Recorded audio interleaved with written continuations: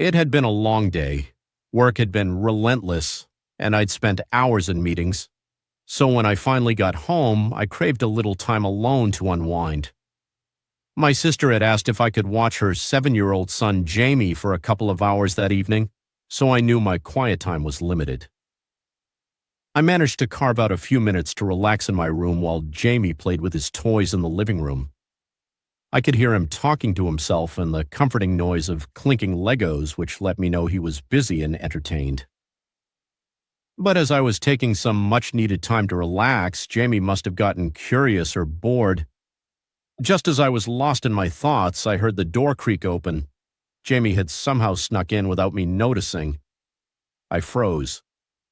"Hey, what are you doing?" he asked in the way only a 7-year-old could, completely innocent, without an ounce of judgment or understanding. Flustered, I quickly tried to collect myself. "Oh, hey, buddy," I said, sitting up. Just having some alone time." I did my best to keep my voice calm and steady, hoping my face didn't give away my embarrassment. Jamie tilted his head, confusion wrinkling his small face. "But why? Don't you want to play Legos with me?" The question, simple as it was, struck me in a way I hadn't expected. Jamie was only a child, and to him, the world was a place where adults and children shared experiences. It hadn't occurred to him that people, even those he loved and trusted, might need time to themselves. Taking a deep breath, I smiled and patted the bed next to me, signaling him to sit down. You know, sometimes grown-ups need a little bit of alone time, not because they don't want to play, but because they need to rest their minds. Jamie looked at me thoughtfully, absorbing this information. "So, like how I take naps?" "Yes," I said, nodding, "just like that. Even if you don't see it, adults sometimes need naps too, even if it's just in their heads." He thought about this, then nodded solemnly, his little mind grasping something he hadn't considered before. "Okay," he said. "Can I go back to my Legos now?" Relieved, I ruffled his hair. "Of course, buddy. I'll join you in a few minutes." As he skipped back to his toys, I realized that the little intrusion had actually been a moment of growth for both of us. It was a reminder of how delicate and essential boundaries are and how sometimes explaining them, even in the simplest terms, can build trust. Sure, here's what happens next in the story, continuing to explore the themes of family bonds, trust, and growing up. A few minutes later, I joined Jamie in the living room, just like I'd promised. He had set up an impressive tower of Legos, complete with walls, a roof, and even a little car parked outside. He looked up at me, beaming with pride, and I couldn't help but smile back. "Look, I made a cast." पहली बार तो मेरे को यकीन नहीं हुआ मैंने bike जीती है। मेरे कोरस ऐप पे रॉयल एनफील्ड हंटर बाइक जीतकर बहुत ज्यादा खुशी हुई है। He announced, holding up a small red and blue Lego piece as if it were a crown, but it's missing a king. I took the Lego piece from him, pretending to examine it. Looks like a pretty important job. Are you sure you're ready for such a big responsibility? Jamie giggled, delighted at the chance to play. "I can do it," he said, snatching the Lego back and plopping it right on top of his tower. He sat back and admired his work, a big grin spreading across his face. As we played, I noticed how attentive Jamie was to the details, carefully placing each Lego in its spot and making sure everything was just right. I'd forgotten how serious play could be at that age, how important every block and every tiny piece felt. "How do you know where everything goes?" I asked, genuinely curious. He shrugged, still focused on his work. "I don't know, I just feel it," he said. "It's like when I draw stuff in my head first and then just do it." I smiled, struck by how natural creativity was to him. For Jamie, there were no obstacles to imagination, no rules holding him back. It reminded me of how adults often lose that spark as they grow up, bogged down by responsibilities and routine. "Hey, you know, that's a pretty amazing talent," I told him, "being able to make something in your head and then bring it to life. It's like magic." He looked up, eyes wide with excitement. "Really? Like a superpower?" Absolutely, I said, not everyone can do that. And the cool thing is, the more you practice, the stronger your superpower gets. Jamie was quiet for a moment, his little face lighting up as he took in what I'd said. Then, with a burst of energy, he grabbed more Lego blocks and got back to building. That evening, as I watched him play, I realized something important. Just as he was learning about boundaries and self-awareness, I was also learning from him about curiosity, openness, and the importance of giving ourselves permission to play. In the simple act of building his Lego castle, Jamie was showing me how vital it is to hold on to that childlike spark, even when life becomes overwhelming. When his mom arrived later to pick him up, Jamie ran to her, already talking a mile a minute about his castle, his superpower, and his plans to build an even bigger one next time. My sister gave me a knowing smile as she listened, clearly grateful that I'd spent the time with him. As they left, I couldn't help but feel grateful too. Jamie had given me a chance to see the world through his eyes, a world where play and imagination are treasures that shouldn't be lost, no matter how old we get. And in a strange way, that was exactly the reminder I needed. Absolutely. Here's the next part where Jamie's influence lingers and both characters start to internalize the day's lessons in their own. That night, after Jamie left with my sister, I found myself sitting in the quiet of my living room, surrounded by the remnants of our Lego masterpiece. The room felt empty without his chatter, and the silence made me feel unexpectedly reflective. The idea of creativity as a superpower kept circling my mind, especially after watching Jamie channel his energy so freely. When did adults lose that freedom? When did I? I reached for my laptop, curious if I still had it in me to create something, anything. Slowly, the words started to come. Over the next hour, I let myself type without judgment, allowing a story to emerge bit by bit. It was clumsy, a little scattered, but surprisingly it felt good, freeing even. By the time I was done, I looked at the screen, surprised to see the beginnings of a story about a little boy who saw the world as his playground and taught an adult to see it the same way. Just as I finished typing, my phone buzzed. It was a text from my sister. "Thanks again for watching Jamie tonight. He hasn't stopped talking about Uncle's superpower advice all the way home. I think you may have given him a bit of an ego boost." I chuckled, picturing Jamie in the back seat, explaining his newfound superpower to my sister. But her message also reminded me of something important. The way Jamie looked up to me was a responsibility, one that meant showing him that life was about more than work or stress. It was about finding balance and never letting go of that spark, something he already seemed to understand better than I did. The next day, I made a promise to myself. Every day I'd carve out a bit of time for something creative, something that brought me joy. Whether it was writing, doodling, or even just reading, I would make it a point to reclaim that sense of play I had let slip away. A few days later, Jamie and my sister visited again. Jamie was brimming with excitement, tugging my arm as soon as he came through the door. "Did you try your superpower too, Uncle?" I grinned, crouching down to his level. "I did, buddy. And you know what? I think it's working." His face lit up with pride, as if he had somehow helped me unlock a secret. And in a way, he had.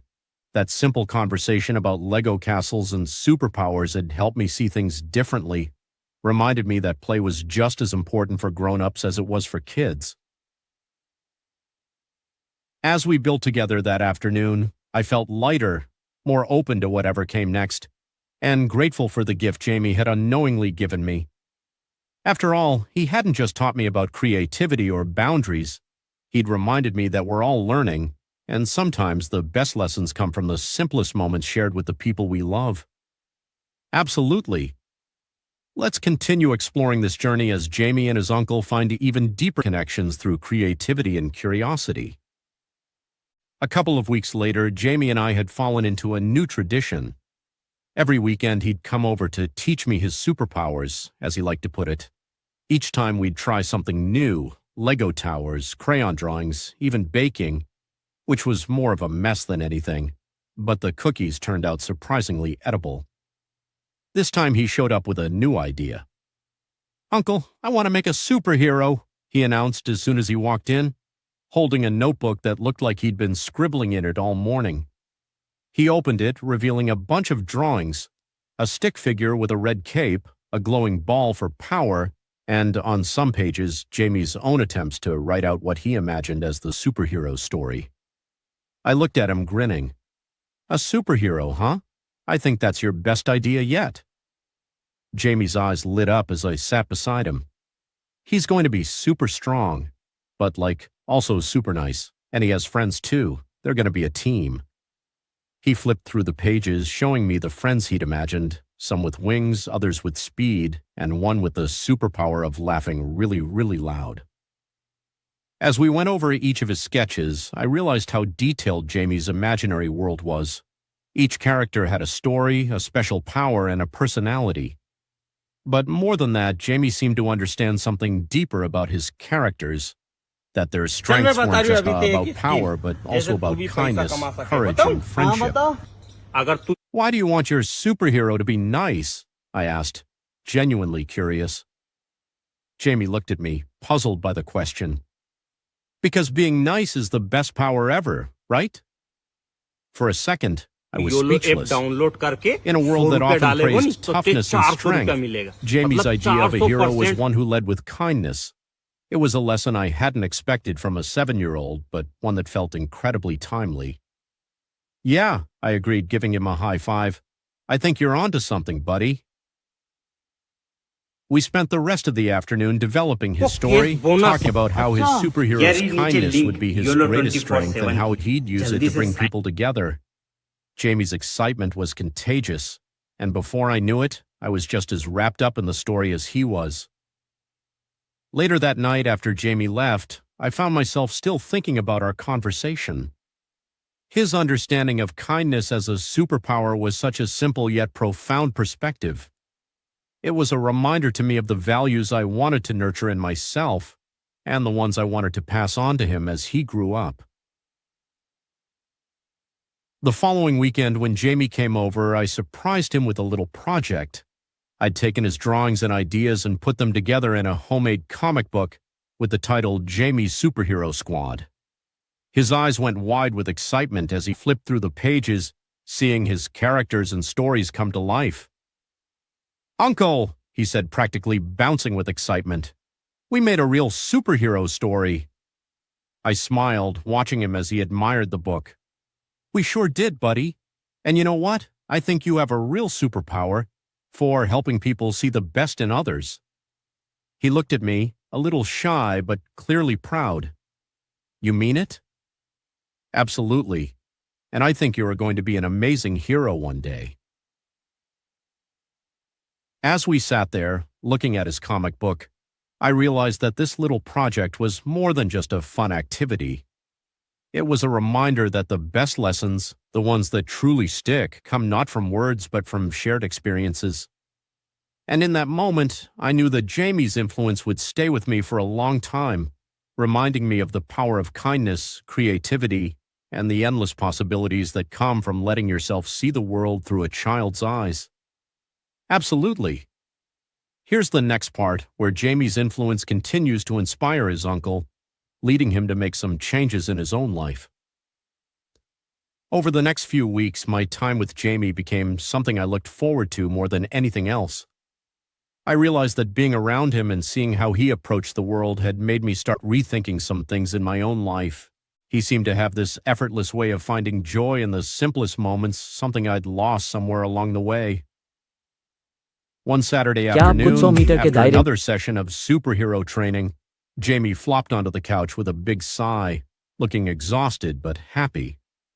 Uncle, how come grown-ups don't play superheroes? He asked, looking up at me with his usual curiosity.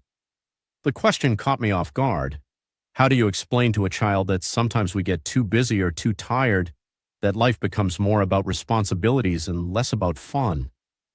But as I thought about it, I realized there was a better answer. Well, maybe because we forget how, I said, trying to keep it simple. Sometimes grown-ups get so busy that we don't take time to imagine anymore, but I think you're helping me remember. Jamie smiled at that, clearly proud of himself, and said, Good, grown-ups need superheroes too. The conversation stayed with me long after Jamie left that evening. He was right, grown-ups did need superheroes, even if that just meant having a little more fun and imagination in our everyday lives. It made me think about my own routines and how I'd fallen into habits that didn't really bring me joy or fulfillment. The next Monday at work, I found myself feeling different, lighter somehow. My day was filled with the usual meetings and emails, but as I thought about Jamie's words, I decided to make small changes. During lunch, I took a walk instead of eating at my desk. In a team meeting, instead of staying quiet as I usually did, I shared an idea I'd been hesitant to bring up. I was starting to let myself be a bit more open, a bit more daring, like the superheroes Jamie and I had imagined. A few days later, I even found myself signing up for a local creative writing workshop.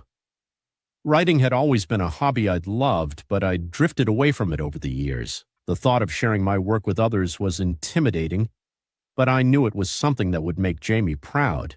If I wanted to be a superhero in his eyes, then I needed to take some chances too. When Jamie came over that weekend, I told him about the writing workshop. His eyes went wide with excitement.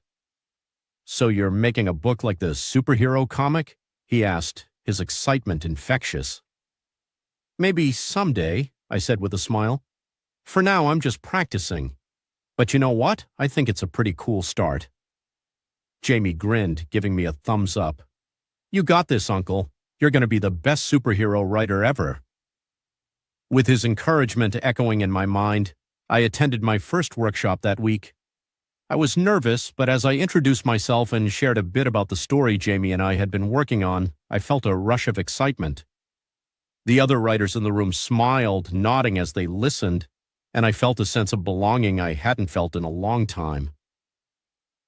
Over the following weeks, I kept going back, diving deeper into my writing and finding joy in the process. Each time I saw Jamie, I'd update him on my progress, and he'd ask questions about my stories with boundless curiosity, always reminding me to keep the heroes super nice. Through Jamie, I'd found not only a renewed love for creativity, but also a reminder of the power of imagination and kindness, traits that, as adults, we sometimes forget in the hustle of daily life.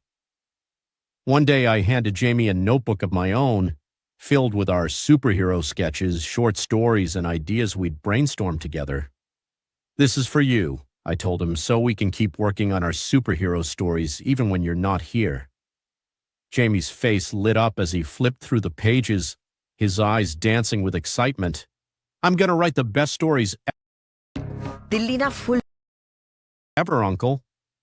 As he threw his arms around me in a hug, I realized that in our time together, Jamie had helped me rediscover a part of myself I'd forgotten, and in return, I was helping him see his own potential, encouraging him to dream big and embrace his creative spirit. In the end, Jamie's simple question, "Why don't grown-ups play superheroes?" had done more than he'd ever know. It had opened up a new chapter in my life, one that was richer, more joyful, and filled with the sense of wonder that only comes from letting yourself believe in a little magic now and then. Of course, here's the next part, where Jamie's influence deepens, bringing out more growth and unexpected connections in his uncle's life. As the weeks passed, the notebook Jamie and I shared became a little treasure chest of ideas, each one crazier and more imaginative than the last. Jamie's superheroes weren't just characters on paper anymore. They were his vision of how he wanted the world to be, a place filled with kindness, bravery, and people helping each other. One Saturday afternoon, Jamie sat down with his notebook, looking unusually serious. "Uncle, I think we should make a superhero for you," he said, tapping his pencil thoughtfully against his chin. "Oh, really?" I asked, intrigued by his sudden seriousness. "And what superpowers would I have?" He thought about it for a moment, then started sketching. "You'd be the helper. You'd help people by listening to their problems and cheering them up," he explained. "And you'd have a super smile that makes people feel better when they're sad." I couldn't help but laugh. "That's actually pretty amazing, Jamie. I think I'd like to be the helper." Over the next few weeks, Jamie insisted on developing the helper story. He decided my superhero would have sidekicks too, characters based on his friends at school and even his teachers. As he described each one, I could see he wasn't just making them up. He was putting thought into what each character would do and how they'd work together. It struck me that Jamie's understanding of the world, even at such a young age, was so profound. He saw people as they were and wanted to bring out the best in everyone, even those who might not seem like heroes on the surface. I realized that to Jamie, everyone had the potential to be part of his superhero world. One evening, as I was reading through Jamie's latest story ideas, I was inspired to write a short story based on the Helper and Jamie's other characters. It started as a simple tale about a team of heroes helping people in a small town, but as I wrote, the story began to take on a life of its own. Each hero had their own challenges and doubts, just like real people, but they found strength in each other. At the next writing workshop, I shared the story. To my surprise, people were moved by it. One woman even came up to me afterwards saying that the story had reminded her of the importance of kindness and community, qualities she felt were missing in her own life. As I left the workshop that night, I realized that Jamie's influence was spreading even beyond our little family. Through his stories and characters, he was inspiring others in ways he couldn't yet understand. The next weekend, I told Jamie about how people at the workshop had reacted to the story. His eyes went wide with excitement. "Wait, they like my superheroes?" he asked, beaming. "They loved them," I assured him. "You're helping people feel good, just like the Helper." Jamie seemed to glow with pride. "Then I think we should keep writing more stories," he announced. "Maybe one day we could make a whole book." And with that, our little project became something even bigger. Jamie and I continued writing, creating new characters and adventures every week, each one filled with lessons of courage, friendship, and kindness. Eventually, I found myself compiling our stories into a small, self-published book as a surprise for Jamie's birthday. It was a simple book, bound with a colorful cover featuring the Helper and Jamie's heroes, but it meant the world to him. On his birthday, as Jamie opened the gift, his face lit up with a mixture of shock and delight. It's our stories," he exclaimed, flipping through the pages. "Yep," I said, smiling, "and now you're a real author." Jamie hugged the book tightly, as if it were the greatest gift he'd ever received. "Thank you, Uncle," he whispered. "This is the best superhero book ever." Seeing him so happy made every late night, every brainstorming session, and every creative moment worth it. Jamie's influence had transformed not only how I spent my time, but also